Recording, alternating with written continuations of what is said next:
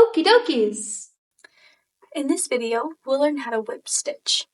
You can use this to sew a flat piece onto a 3D piece, such as ears or patches on a toy.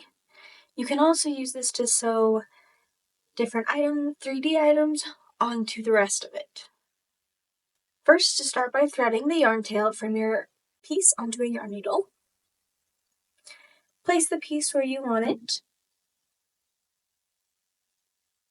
Next, you're going to insert the needle into the body.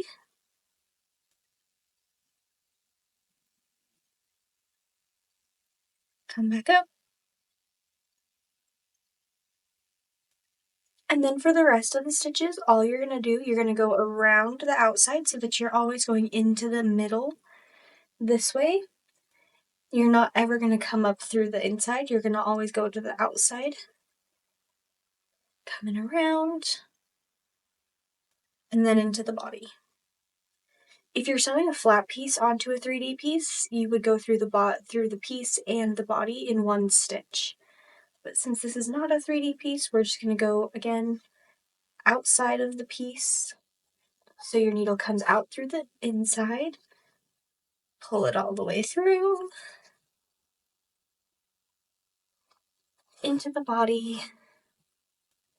Continue all the way around, and that's how you whip stitch to attach pieces. This method is quick and easy and great for visible seams.